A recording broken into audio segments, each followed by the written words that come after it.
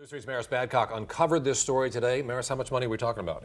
Court records show that former Lieutenant Patrick Valdez is being investigated by state police after at least $2,000 went missing from funds that he was in charge of. Valdez, a man who spent at least 10 years putting criminals behind bars, could now be facing criminal charges himself. Hi, I'm looking for the Valdezes. Sworn to serve and protect. Are you Patrick Valdez? A former Smithfield police officer is being investigated for allegedly living above the law. Search warrants recently filed in Isle of Wight County Court claim former Lieutenant Patrick Valdez may have stolen thousands of dollars from the Smithfield Police Department. My name's Merris. I'm a reporter with News 3, and we're getting claims that you embezzled from the police department. Court records say Valdez was the primary person in charge of cash used to assist in criminal investigations, money needed for things like paying off confidential informants or purchasing illegal narcotics. According to court documents, the embezzlement investigation began while Valdez was on suspension for a separate incident. That's when another officer noticed cash was missing from the Criminal Investigations Fund.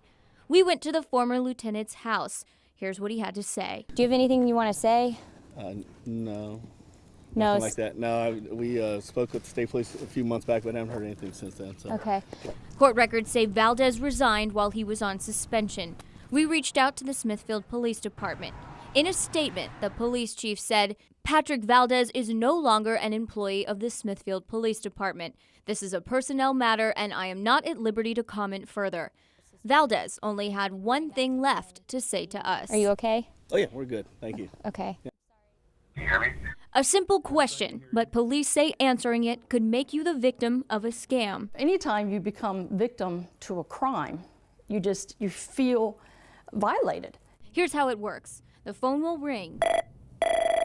And when you answer it, hello? The person on the other end of the line introduces themselves and their business. Police say sometimes this is an automated recording. After an introduction comes the question. The next thing you hear is, they'll say, "Can you hear me?" Police say our natural response is to say yes, but that word is what gets you into the scam. Police say scammers record your response, yes, and then claim to sign you up for products you never asked for. If you try to deny the charges, the scammers play back your verbal response. yes. And threaten to take legal action if you don't pay. A lot of times victims don't want to come forward because they're embarrassed. And so we don't get a whole lot of reports, unfortunately. Police say to avoid this scam, don't answer the phone from numbers you don't know. Don't give out personal information. Don't confirm your phone number over the phone. And don't answer questions. And finally, this piece of advice. If I get a phone call and someone says, "Can you hear me?" I'm going to hang up. No team would survive without their fans. Sure, they scream and cheer, but more importantly, they put their money behind their team. But how do you know if the jersey or baseball cap you're wearing is real? News 3 went undercover to find out. We hit up a local store raided by police in recent weeks. Do you guys have any NFL stuff? No, it's not legal. Police was here 2 weeks ago. They took it off. Police say they sold counterfeit NFL merchandise. Detective Jordan Klein with the Virginia Beach Police Department was an officer in the raid. And these are examples of previous hats that we've taken. Oh, that looks so bad. He showed us just some of the items he has seized in other investigations. Most recently, 4 stores along Atlantic Avenue were allegedly illegally screen printing pro teams' logos onto hats, sweatshirts, and other clothing items. At least 21 pro teams were affected, including the Redskins, the Ravens, and the Steelers. You may pay 1/3 or even half the price, but according to police, counterfeit goods are made from cheaper materials that aren't built to last. The logo is typically skewed or crooked. The colors are off, and all sales are final. Of the stores that were raided, one employee tried to tell us police didn't take anything. They made a big, huge deal over some They really towels, did, and they over didn't some even find anything in here. But then changed his story when we showed him a search warrant. Oh yeah, they took t-shirts. Oh yeah, they took t-shirts and t-shirts. hoodies. NFL prints, Yep, numerous screen prints. they did. According to the National Crime Prevention Council, counterfeit items cost the U.S. more than $250 billion in lost revenue and 750,000 jobs every year. And if that doesn't get you, numerous government sources say counterfeit goods are one of the primary ways terrorists finance their attacks. Under federal law, it isn't illegal for someone to purchase a counterfeit good. But when you support counterfeiters, companies who own the trademark ultimately charge you more for the real product.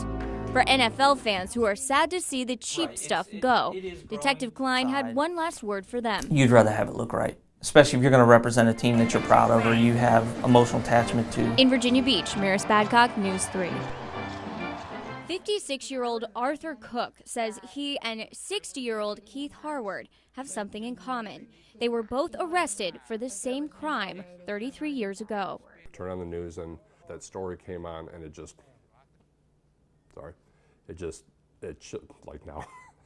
sent chills through me. It really did. Last week, Harward was released from prison after DNA evidence proved he wasn't the man responsible for biting and raping a Newport News woman in her home and murdering her husband back in 1982.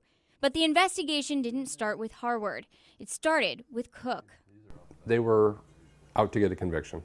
When the detectives from Newport News interviewed me, had commented that I was the most unusual suspect he had ever arrested, because when he read the charges of capital murder to me, he said I did not blink, flinch, anything, which my response was because I told him I didn't do it. Investigators zeroed in on Cook because he showed up late to work the morning after the crime, and he had lost his white sailor's uniform 2 weeks before. On the early morning of the offense, a guard at the shipyard gate told Spinner that he saw a sailor come into the gate with blood on his white uniform. Police obtained a search warrant for Cook's dental impressions, but a few days after his arrest, his charges were dropped. I honestly have no idea. All I know is my teeth didn't match the bite impressions. Keith Harward was eventually arrested and convicted of the crime based on his dental impressions. Everybody knew, except for those criminals down in Newport News. And that just because they needed to solve a crime, and in case of Detective Spinner, he needed to get him a paperweight. After the trial was over with, he took a mold of my teeth and had a brass paperweight made out of my teeth to put on his desk. Cook, Harward, and the man police say is responsible for the crime, Jerry Crotty, were all sailors on the USS Carl Vinson, but they didn't know each other. I have the greatest sympathy for him, I guess. Not that he wants it, but just knowing that I could have been in his shoes. And I just wish his life could have been different for him. In Chesapeake, Merris Badcock, News Channel 3. Enjoying the freedom of recent retirement, 67-year-old Fred Brooks, a retired Navy flight commander living in Virginia Beach, was looking forward to tutoring his grandson before his sudden death in February. We've learned Brooks' death sparked a criminal investigation against this woman, Debbie Sears Hill, leading detectives to Summerville, South Carolina, and to the death of another man 23 years before. As a chief petty officer in the Navy, Thomas Ivan Hill lived to serve his country until 1993, when he died suddenly. The coroner ruled his death suicide by antifreeze. It's a very painful death. Your kidneys actually shut down once the antifreeze crystallizes in it, and you die a painful death. In an exclusive interview with News 3, Coroner Bill Salisbury says Berkeley County authorities are now taking a second look at Hill's death because of the woman he was married to at the time, Debbie Sears Hill. She's the same woman who was with Fred Brooks when he died.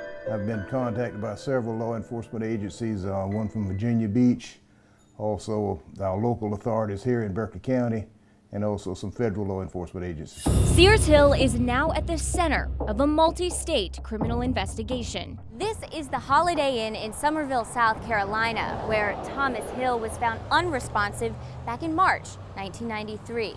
Now, according to this coroner's report, Thomas Hill was staying at the Holiday Inn because he was preparing for a Navy transfer to Portsmouth, Virginia. Additionally, the report also says Hill suffered from depression in previous suicide attempts, but the report never lists where it got any of that information. Was it from Sears Hill or from actual medical records? The coroner won't say. Things change, and some information has come forward that they didn't know at the time. And then there's this other lawsuit from another family in West Virginia, which was settled out of court. News 3 uncovered these court documents, which allege in 2014, Sears Hill may have forged the estate plan of her own brother, Darwin Sears, to gain control of his estate. Fast forward to April 2016, when police raided the late Fred Brooks' Virginia Beach home in search of a suspicious powder, after a civil lawsuit filed by Brooks' 3 children alleged Sears Hill poisoned Brooks to gain control of his estate. A week later, police surprised Sears Hill at the home she shared with Brooks and searched her car. We were there too. Is there anything you want the public to know?